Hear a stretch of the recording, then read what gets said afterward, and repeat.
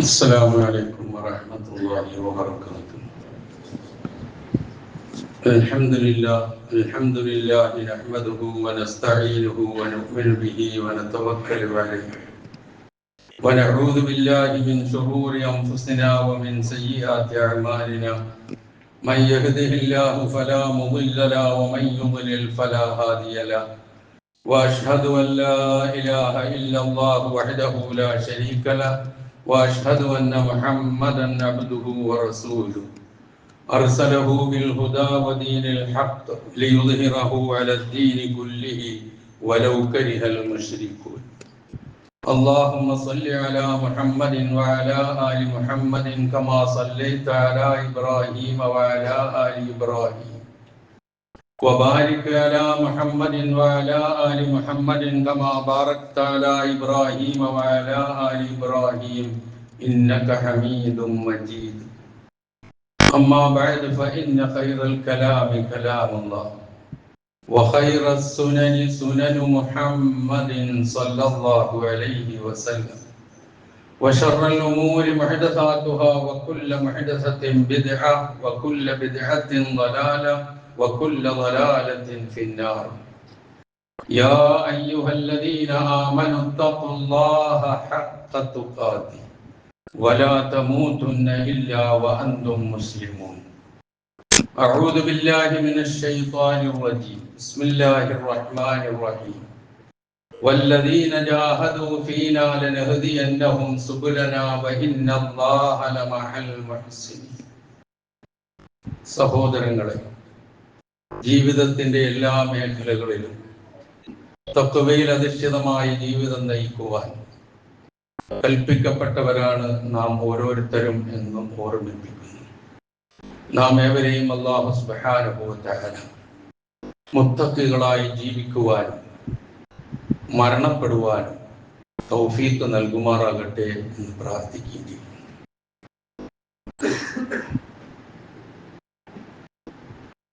അചഞ്ചല വിശ്വാസം, അർപ്പണ മനോഭാവം, ത്യാഗസന്നദ്ധത, സമത്വം, സാഹോദര്യം, വിശ്വമാനവികത തുടങ്ങിയ മഹിതമായ സന്ദേശങ്ങൾ ഉയർത്തിപ്പിടിച്ചുകൊണ്ട് അള്ളാഹുവിന്റെ അപാരമായ അനുഗ്രഹത്താൽ ഒരു ബലിപെരുന്നാൾ കൂടി വളരെ സന്തോഷത്തോടുകൂടി നാം ആഘോഷിക്കുകയാണ്. ഈ സന്ദർഭത്തിൽ എല്ലാ സഹോദരങ്ങൾക്കും ഹൃദയം നിറഞ്ഞ ഈദാശംസകൾ. ഈദ് മുബാറക്. തഖബ്ബലല്ലാഹു മിന്നാ വമിൻകും കുല്ല ആമിൻ വഅൻതും ബിഖൈർ. സഹോദരങ്ങളെ, നമ്മൾ ഇങ്ങനെ പെരുന്നാൾ ആഘോഷിക്കുമ്പോൾ ഇത്രയെങ്കിലും സന്തോഷത്തോടുകൂടി അതിനെ വരവേൽക്കുമ്പോൾ അതിന് ഭാഗ്യം സിദ്ധിക്കാത്ത ഒരുപാട് പേരുണ്ട് എന്നുള്ളത് ഞാനും നിങ്ങളും മറന്നു പോകരുത്. യുദ്ധക്കെടുതികൾ മൂലം പ്രയാസപ്പെടുന്ന പശ്ചിമേഷ്യയിലെ സഹോദരങ്ങൾ, സ്വന്തം നാടായിട്ട് പോലും അഭയാർത്ഥികളായി കഴിയേണ്ടി വരുന്ന ഫലസ്തീനിലെ സഹോദരങ്ങൾ, ഫാഷിസത്തിന്റെ നീരാളിപ്പിടുത്തത്തിൽ പ്രയാസമനുഭവിക്കുന്ന പൗരസമൂഹം, ഇങ്ങനെ പലരുമുണ്ട് നമ്മളുടെ ചുറ്റും എന്നുള്ളതൊരിക്കലും നാം മറന്നു പോകരുത്. അവരോടൊക്കെ നമ്മളുടെ മാനസികമായ ഐക്യദാർഢ്യവും അവരോടുള്ള നമ്മളുടെ മനസ്സിന്റെ സഹാനുഭൂതിയും കൃത്യമായി രേഖപ്പെടുത്തുകയും ഒപ്പം അവരുടെ എല്ലാവിധത്തിലുള്ള മോചനത്തിനും വേണ്ടി സൃഷ്ടാവായ അള്ളാഹുവിനോട്, റഹ്മാനായ റബ്ബിനോട് അകമഴിഞ്ഞ് പ്രാർത്ഥിക്കുകയും വേണം. എന്നാലേ നമ്മളുടെ ഈ പെരുന്നാളാഘോഷം അർത്ഥവത്താവുകയുള്ളൂ. അല്ലാഹു സുബ്ഹാനഹു വ തആല ലോകമെമ്പാടും പ്രയാസമനുഭവിക്കുന്നു എല്ലാ സഹോദരങ്ങളുടെയും പ്രയാസങ്ങളെ അല്ലാഹു അകറ്റിക്കൊടുക്കുമാറാകട്ടെ. അവർ അനുഭവിക്കുന്ന പ്രയാസങ്ങളിൽ നിന്നും വെല്ലുവിളികളിൽ നിന്നുമുള്ള മോചനവും മുക്തിയും അല്ലാഹു സുബ്ഹാനഹു വ തആല എത്രയും പെട്ടെന്ന് അവർക്ക് കനിഞ്ഞ് ചൊരിഞ്ഞ് നൽകുമാറാകട്ടെ.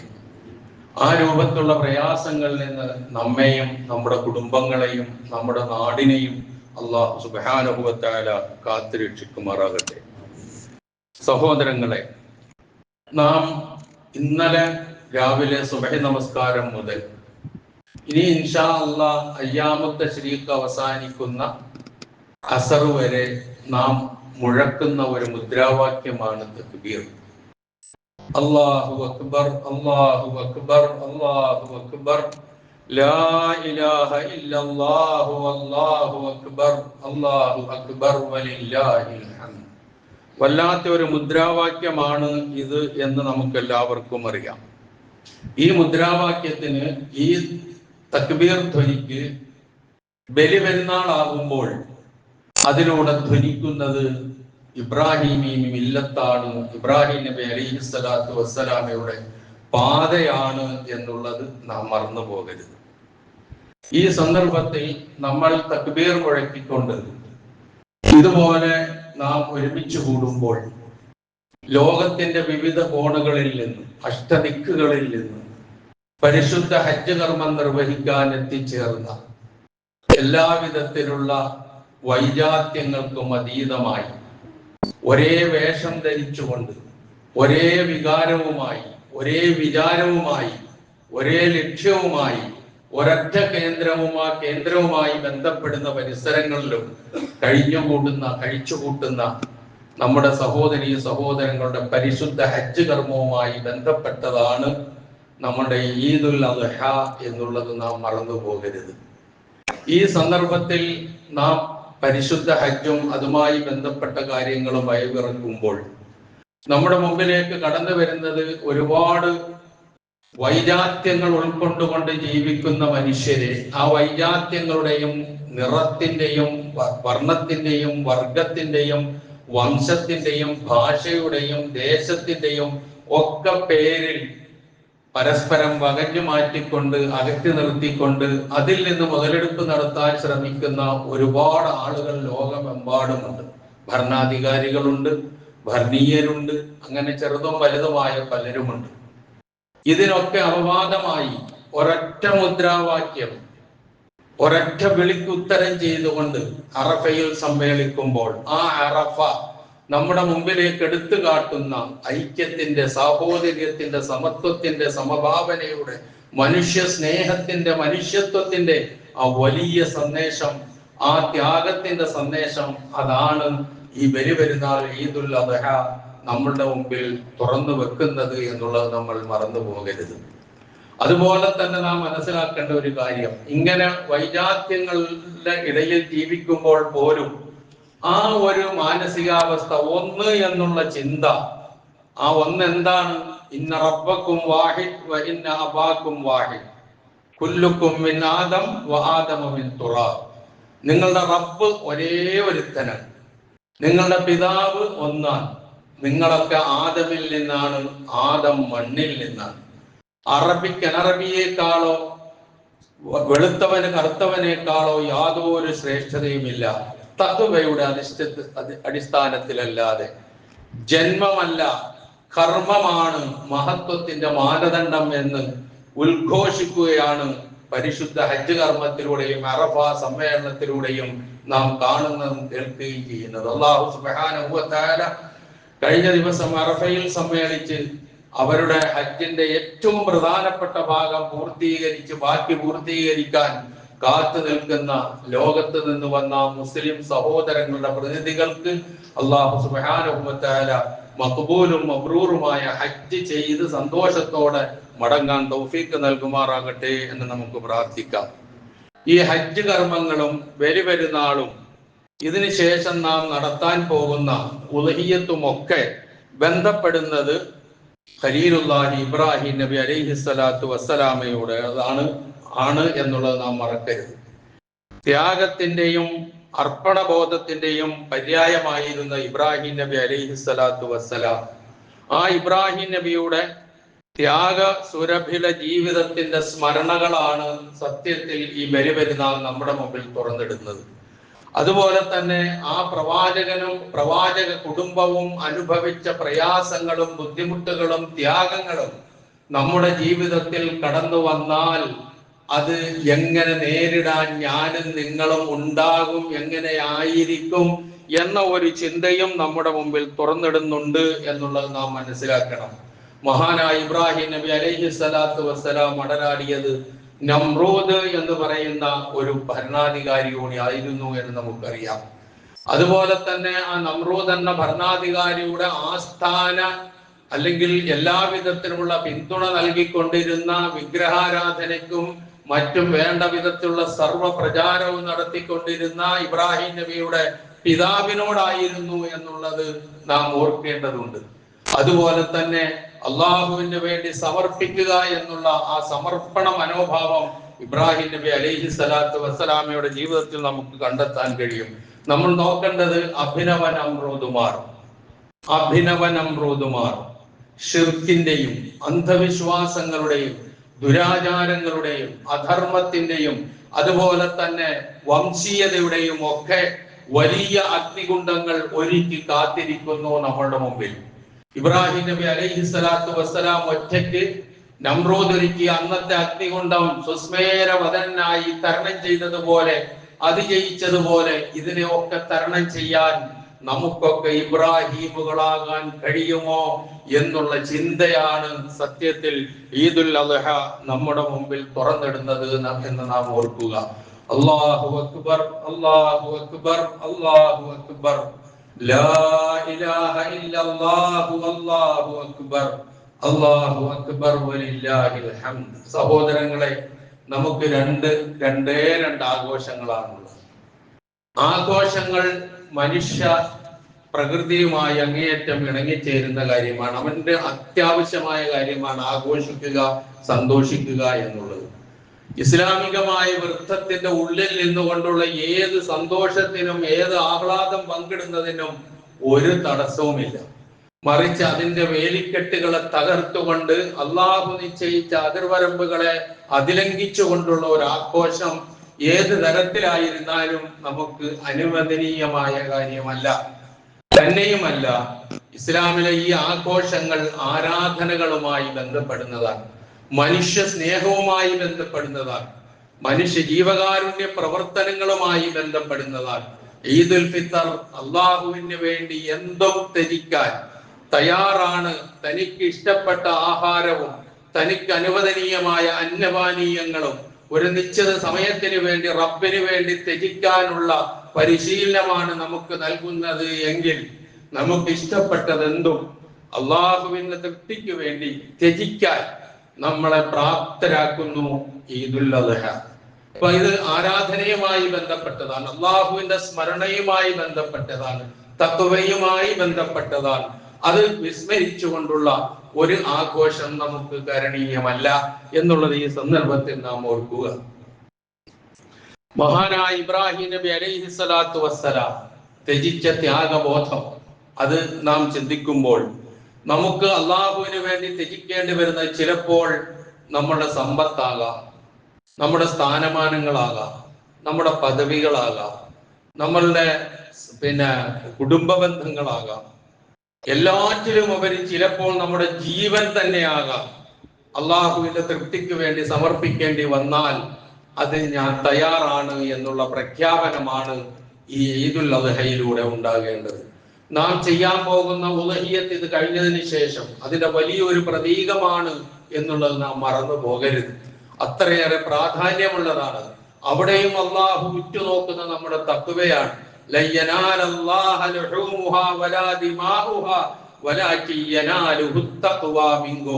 ഇതാണ് വിശുദ്ധ ഖുർആൻ ആ നമ്മുടെ ബലിയുമായി, മൃഗബലിയുമായി ബന്ധപ്പെട്ട് നമ്മളെ ഉണർത്തുന്ന കാര്യം.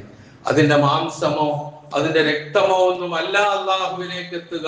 നിങ്ങളുടെ തഖ്വയാണ്, നിങ്ങളുടെ ധർമ്മനിഷ്ഠയാണ്, നിങ്ങളുടെ ഇഖ്ലാസാണ്, നിങ്ങളുടെ നിയ്യത്താണ്. എല്ലാവരും ഒരുവിനെ അറുക്കുന്നു, ഞാനും അറുക്കുന്നു എന്നുള്ളതല്ല. മഹാനായ ഇബ്രാഹിം നബി അലൈഹി സ്വലാത്തു വസ്സലാമയുടെ ത്യാഗത്തിന്റെ, ആ കുടുംബത്തിന്റെ ത്യാഗത്തിന്റെ ഓർമ്മ പുതുക്കലാണ് ഇതിലൂടെ ഞാൻ ചെയ്യുന്നത്. ഇതെന്നിൽ നിന്ന് സ്വീകരിക്കണമേ റബ്ബേ എന്ന അടങ്ങാത്ത പ്രാർത്ഥനയോടുകൂടി ആയിരിക്കണം നമ്മൾ ഈ ബലി മൃഗത്തെ അറുക്കുന്നത് പോലും എന്നുള്ളത് നാം ഓർക്കുക. ഇങ്ങനെ ഈ പെരുന്നാളുമായി ബന്ധപ്പെടുന്ന എല്ലാം, ഈദുൽ അദ്ഹയുമായി ബന്ധപ്പെടുന്നതെല്ലാം ഈ പറഞ്ഞ അർപ്പണത്തിന്റെയും ത്യാഗത്തിന്റെയും പര്യായമാണ്. സമർപ്പണം എന്ന് പറഞ്ഞാൽ നിങ്ങൾ നോക്കുക, പരിശുദ്ധ ഹജ്ജിന്റെ ഓരോ കർമ്മങ്ങൾ എടുത്തു നോക്കുക, എല്ലാം പൂർണ്ണമായ അനുസരണമാണ്, സമ്പൂർണമായ സമർപ്പണമാണ്. അവിടെ നമ്മുടെ ബുദ്ധിക്കോ യുക്തിക്കോ യാതൊരു സ്ഥാനവുമില്ല. ഒരു സ്ഥലത്ത് ചുറ്റാൻ പറയുന്നു നമ്മളോട്, നമ്മൾ ചുറ്റുന്നു. അത് കഴിഞ്ഞതിന് ശേഷം 2 പർവ്വതങ്ങൾക്കിടയിൽ പിന്നെ സഅയ് നടത്തണം, ഓടണം, നടക്കണം എന്ന് പറയുന്നു, അത് നാം ചെയ്യുന്നു. അത് കഴിഞ്ഞതിന് ശേഷം മിനയിൽ പോയി രാപ്പാർക്കണം എന്ന് പറയുന്നു, ചെയ്യുന്നു. അത് കഴിഞ്ഞതിന് ശേഷം അറഫയിൽ പോകണം, അവിടെ പോകുന്നു. വൈകുന്നേരം ആ സൂര്യാസ്തമയ ശേഷം മുസ്ദലിഫയിൽ പോയി താമസിക്കണം എന്ന് പറയുന്നു, അത് ചെയ്യുന്നു. അത് കഴിഞ്ഞ് തിരിച്ചു മിനയിലെത്തുന്നു. പിന്നെ കഅബയുടെ അടുക്കലേക്ക് പോകുന്നു, തവാഫ് ചെയ്യുന്നു, സഅയ് നടത്തുന്നു, തിരിച്ചു മിനയിൽ വരുന്നു, ജംറകളിൽ എറിയുന്നു. ഇതിലൊന്നും നമ്മുടെ യുക്തിക്കും ബുദ്ധിക്കും യാതൊരു സ്ഥാനവുമില്ല. അങ്ങനെ ചിന്തിച്ചാലോട്ട് എത്തുകയുമില്ല. ചിലപ്പോൾ അത് നിഷേധിക്കുന്ന സ്ഥിതിയിലേക്ക് പോലും എത്തും. അത്രമാത്രം അനുസരണ മനോഭാവം, അത്രമാത്രം ഇത്തിബാഉർ റസൂൽ കൃത്യമായി നമ്മുടെ മുമ്പിൽ വ്യക്തമാക്കുന്ന, നമ്മളെ പഠിപ്പിക്കുന്ന ആരാധനാ കർമ്മങ്ങളാണ് ഇത് മുഴുവനും. ത്യാഗമാണ് ബലിപെരുന്നാളിന്റെ സന്ദേശം എന്ന് സൂചിപ്പിച്ചു. എന്താണ് ഈ ത്യാഗം എന്ന് പറഞ്ഞാൽ? ത്യാഗം എന്ന് പറഞ്ഞാൽ സ്നേഹമുള്ളതിനെ, ഏറ്റവും ഇഷ്ടമുള്ളതിനെ, അത് ഏറ്റവും ആവശ്യമുള്ള സന്ദർഭത്തിൽ എനിക്ക് വേണ്ടെന്ന് വെക്കുക എന്നുള്ളതാണ് ത്യാഗം. അതാണ് ഇബ്രാഹിം നബി കാണിച്ച ത്യാഗം. ഒരു കുഞ്ഞിനെ കാണാൻ 19 വയസ്സ് വരെ കാത്തിരുന്നു. 80 വയസ്സായപ്പോൾ ഒരു കൈക്കുഞ്ഞിനെ കിട്ടി. ആ കൈക്കുഞ്ഞിനെ കയ്യിലെടുത്ത് ലാളിച്ച് പരിലാളിച്ച് വളർത്തി ആ സന്തോഷം പങ്കിടാൻ ഒരുമ്പെടുമ്പോഴേക്കും നിർദ്ദേശം വരുന്നു, വിജനമായ സ്ഥലത്ത് കൊണ്ടുപോയി ഇടാൻ കുഞ്ഞിനെയും ആ കുഞ്ഞിന്റെ മാതാവിനെയും. എന്തൊരു ത്യാഗമാണെന്ന് ആലോചിച്ച് നോക്കും. ഇനി ആ ത്യാഗം മാത്രമല്ല, ഇബ്രാഹിം നബി അലൈഹിസ്സലാത്തു വസ്സലാം അവർ രണ്ടുപേരെയും കൊണ്ടുപോയി റബ്ബനാ ഇന്നി അസ്കന്തു മിൻ ബിവാദിൻ ഗൈരി ദീ ദർഇൻ ഇൻദ ബൈതിക്കൽ മുഹറം എന്ന് പറഞ്ഞ് അവിടെ കൊണ്ടുപോയി ഇട്ടിട്ട് തിരിച്ചു പോകുമ്പോൾ ഭാര്യയായ ഹാജറ ചോദിക്കുന്നുണ്ട്, എങ്ങോട്ടാണ് പോകുന്നത്? ഞങ്ങൾ ഇവിടെ ഒറ്റക്കിട്ട് പോവുകയാണോ? അവിടെ സസ്യലതാദികളില്ല, വെള്ളമില്ല, അതുപോലെ തന്നെ സഹായികൾ ആരുമില്ല, മനുഷ്യരാരുമില്ല. അങ്ങനെയുള്ള ഒരു സ്ഥലത്ത്, വിജനമായ സ്ഥലത്ത് കൊണ്ടുപോയിട്ട് പോകുമ്പോൾ ഏതൊരു ഭാര്യയാണ്, ഏതൊരു സ്ത്രീയാണ് അതൊരു കൈക്കുഞ്ഞോടുകൂടി ഒന്ന് പ്രയാസപ്പെടാതിരിക്കുക? ആ പ്രയാസം ഹാജറയ്ക്കുണ്ടായി. അവസാനം എന്തിന്റെ അടിസ്ഥാനത്തിലാണ്? അള്ളാഹു പറഞ്ഞിട്ടാണോ ഞങ്ങളെവിടെ ഒഴിവാക്കി പോകുന്നത്, ഇട്ടു പോകുന്നത് എന്ന് ചോദിച്ചപ്പോൾ അതേ എന്ന് തലകുനിക്ക് പറഞ്ഞപ്പോൾ, അറിയിച്ചപ്പോൾ, എന്നാൽ ധൈര്യമായി പോകൂ, അള്ളാഹു ഞങ്ങളെ കൈവിടില്ല, ഒരിക്കലും കൈവിടിയുകയില്ല എന്ന് പ്രഖ്യാപിച്ച ആ ഹാജറിന്റെ മനോഭാവം, അതാണ് നമ്മുടെ സ്ത്രീകൾക്കുണ്ടാകേണ്ടത്. ഇനി അതും കഴിഞ്ഞു, ആ കുഞ്ഞു വളർന്നു, അങ്ങനെ വലുതായി തുടങ്ങി. പിതാവിന്റെ കൈ പിടിച്ച് നടക്കേണ്ട സന്ദർഭം വന്നപ്പോൾ അള്ളാഹുവിന്റെ തൃപ്തിക്ക് വേണ്ടി ബലിയെറുക്കാൻ നിർദ്ദേശം വരുന്നു. ഒട്ടും താമസിച്ചില്ല, ആ ത്യാഗത്തിനും തയ്യാറാകുന്നു. അവസാനം ബലിക്കല്ലിലേക്ക് ആ മകന്റെ ചെന്നി ചാർത്തി തല ചരിച്ചു നിർത്തി കത്തിയെടുത്ത് കഴുത്തിൽ വെക്കുമ്പോഴേക്കും അയ്യാ ഇബ്രാഹിം എന്ന വിളി വരുന്നു. ആ വിളി കേട്ട് അതിൽ നിന്ന് ഒഴിവാകുന്നു. നിങ്ങൾ നോക്കൂ, ഇതൊക്കെയാണ് വലിയ ത്യാഗം. അതുമല്ല, ലാ ഇലാഹ ഇല്ലല്ലാഹ്ക്ക് വേണ്ടി ഉപകാരവും ഉപദ്രവവും ചെയ്യാത്ത വസ്തുക്കളുടെ മുമ്പിൽ ആരാധനകളും പ്രാർത്ഥനകളും അർപ്പിച്ചുകൊണ്ട് ജീവിച്ചിരുന്ന ആ സമൂഹത്തിന്റെ മുന്നിൽ കൃത്യമായി ലാ ഇലാഹ ഇല്ലല്ലാഹയുടെ പവർ എന്താണെന്ന് ബോധ്യപ്പെടുത്തി കൊടുത്തതിന്റെ പേരിലാണ് ആ നാട്ടിലെ രാജാവും സ്വന്തം പിതാവും ജനങ്ങളും എല്ലാം കൂടി വലിയ അഗ്നികുണ്ഡമുണ്ടാക്കി അതിലേക്ക് ഇബ്രാഹിം നബി അലൈഹിസ്സലാത്തു വസ്സലാമയെ എടുത്തിട്ടത്. ആ സന്ദർഭത്തിൽ പറഞ്ഞ വാക്കുണ്ട്, പ്രിയമുള്ളവരെ, ഹസ്ബി അല്ലാഹ്, എനിക്ക് അല്ലാഹു മതി, ഹസ്ബി അല്ലാഹ് വനിഅമൽ വകീൽ. അവിടെ എല്ലാം അവസാനിച്ചു. അല്ലാഹു മതി എന്നുള്ള പ്രയോഗം എല്ലാം ഇട്ടെറിഞ്ഞു പോകുമ്പോൾ സലാമുൻ അലൈക്ക് എന്ന് പറഞ്ഞ് വാപ്പയോട് സലാം പറഞ്ഞ് ഇറങ്ങിത്തിരിക്കുമ്പോൾ എങ്ങോട്ട് പോകണം? മുന്നിൽ എന്താണ്? ഒന്നുമില്ല, മുന്നിൽ ശൂന്യമാണ്. ആ ശൂന്യത ആയപ്പോൾ പോലും മഹാനായ ഇബ്രാഹിം നബി അലൈഹിസ്സലാത്തു വസ്സലാം പറഞ്ഞത്, ഞാൻ എൻ്റെ റബ്ബിലേക്ക് പോവുകയാണ്, അവൻ എനിക്കൊരു വഴി കാണിച്ചു തരും. ഈ മനോഭാവമാണ് പ്രിയമുള്ളവരെ ഈ പ്രയാസങ്ങളുടെ ഒക്കെ നടുവിൽ ജീവിക്കുന്ന നമുക്കുമുണ്ടായി തീരേണ്ടത് ആ ത്യാഗ മനോഭാവം. അപ്പൊ ആ ത്യാഗം എന്ന് പറയുന്നത് ഏറ്റവും ആവശ്യമുള്ളത് വേണ്ടെന്ന് വെക്കുക എന്നാണെന്ന് സൂചിപ്പിച്ചു.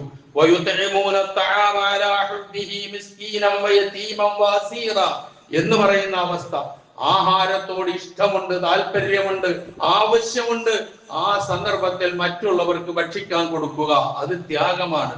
നിങ്ങൾ നോക്കുക, മഹാനായ പ്രവാചക തിരുമേനി സല്ലല്ലാഹു അലൈഹി വസല്ലമയുടെ സദസ്സിലേക്ക് ഒരു മനുഷ്യൻ വന്നുകൊണ്ട് എനിക്ക് വിശന്നിട്ട് വയ്യ എന്ന് പറഞ്ഞപ്പോൾ സഹാബികളോട് ആദ്യം സ്വന്തം വീട്ടിലേക്ക് ആളിനെ അയച്ച് അന്വേഷിച്ചപ്പോൾ അവിടെ ഒന്നുമില്ല.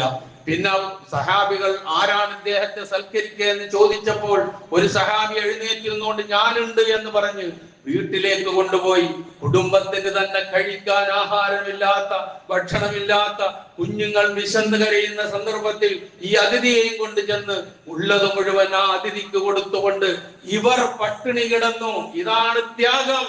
അല്ലാതെ നമ്മളൊക്കെ സാധാരണ ഒരുപാട് ആഹാരമുണ്ടാക്കി ഇനി ഇത് ആർക്കും ആവശ്യമില്ല എന്ന് വേണ്ടി വരുമ്പോൾ, സന്ദർഭം വരുമ്പോൾ, എന്നാൽ ആർക്കെങ്കിലും കിടക്കട്ടെ, സാധുവിന് പോകട്ടെ എന്ന് വിചാരിക്കുന്നത് ത്യാഗമല്ല, അത് ഒഴിവാക്കലാണ്. ഇത് തമ്മിൽ വ്യത്യാസമുണ്ട്. ഈ ത്യാഗ മനോഭാവമാണ് ശരിക്കും നമ്മളെ മുന്നോട്ട് നയിക്കുന്നത്. അവിടെയാണ് അള്ളാഹു നമുക്ക് വിജയം കരുതി വെച്ചിട്ടുണ്ടാവുക. വല്ലദീന ജാഹദൂ ഫീനാ ലനഹ്ദിയന്നഹും സുബുലനാ വഇന്നല്ലാഹ ലമഅൽ മുഹ്സിനീൻ. നമ്മുടെ മാർഗത്തിൽ ത്യാഗത്തിന് സന്നദ്ധരാകുന്നവർ ആരായിരുന്നാലും നമ്മുടെ മാർഗങ്ങളിലേക്ക് അവർക്ക് നാം വഴി കാണിച്ചു കൊടുക്കും. അള്ളാഹു മുഹ്സിനീങ്ങളുടെ നന്മ ചെയ്യുന്നവരുടെ കൂടെയാകുന്നു എന്ന് വിശുദ്ധ ഖുർആൻ നമ്മെ പഠിപ്പിച്ച ആ പഠനം അള്ളാഹുവിന്റെ സഹായത്തെ സംബന്ധിച്ചുള്ള ഓഫറാണ്.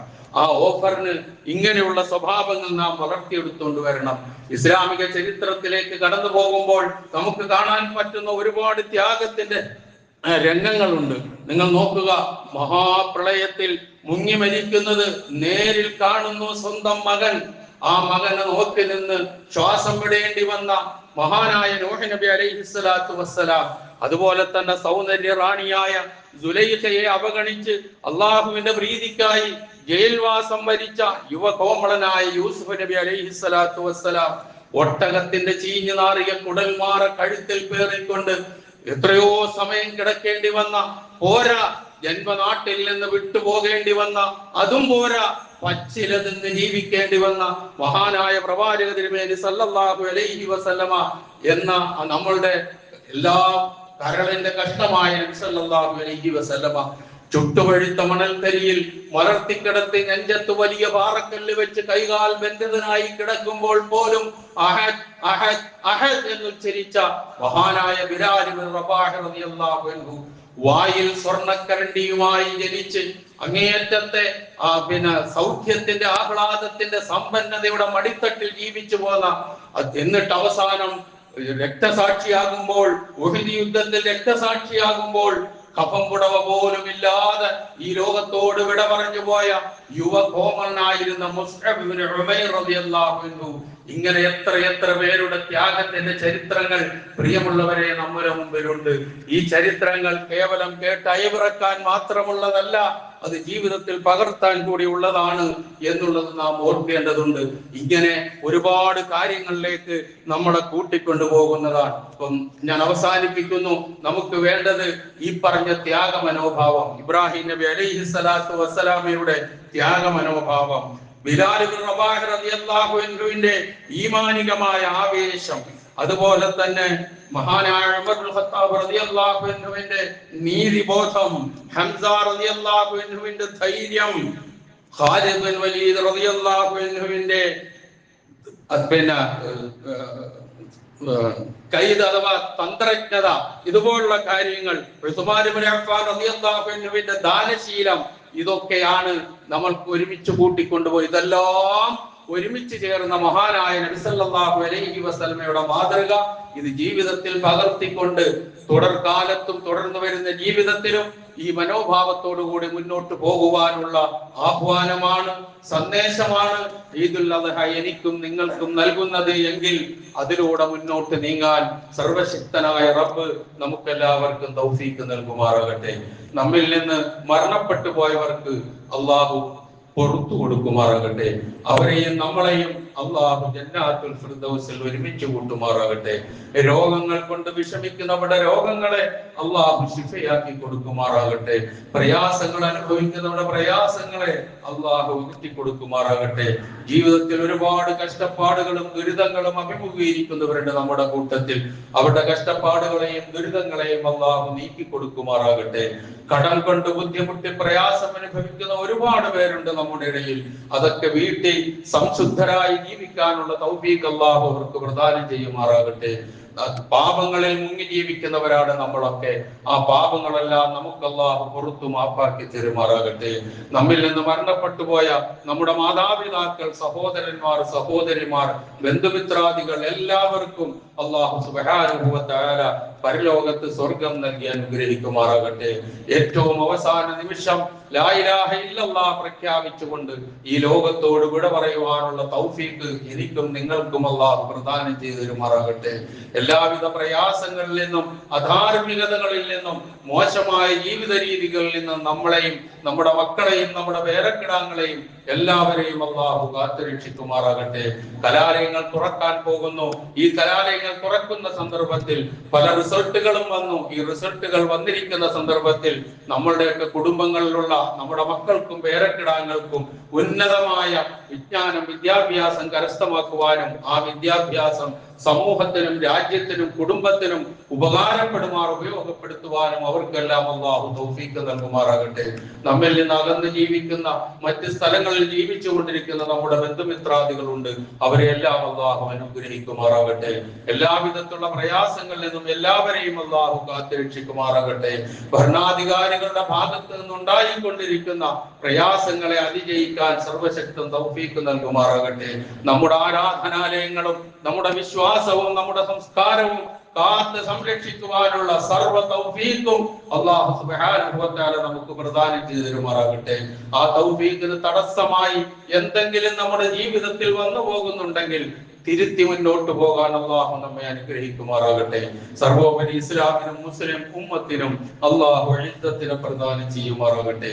അല്ലാഹുമ്മ ഗ്ഫിർ ലിൽ മുഅ്മിനീന വൽ മുഅ്മിനാത്ത് വൽ മുസ്ലിമീന വൽ മുസ്ലിമാത്ത് അൽ അഹ്യാഇ മിൻഹും വൽ അംവാത്ത് ഇന്നക മുജീബുദ് ദഅവാതി വ യാ ഖാദിയൽ ഹാജാത്ത്. اللهم اعز الاسلام والمسلمين واذل الشرك والمشركين. اللهم اعز الاسلام والمسلمين واذل الشرك والمشركين. اللهم اعز الاسلام والمسلمين واذل الشرك والمشركين. اللهم انصر جيوش المسلمين.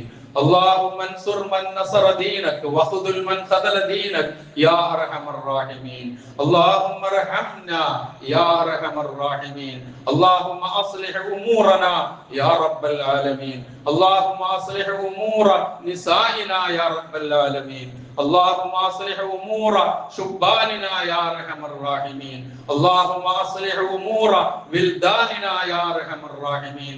ربنا هب لنا من ازواجنا وذرياتنا قرة اعين واجعلنا للمتقين اماما. ربنا اغفر لنا ولاخواننا الذين سبقونا بالايمان ولا تجعل في قلوبنا غلا للذين امنوا ربنا انك رؤوف رحيم. ربنا آتنا في الدنيا حسنة وفي الآخرة حسنة وقنا عذاب النار.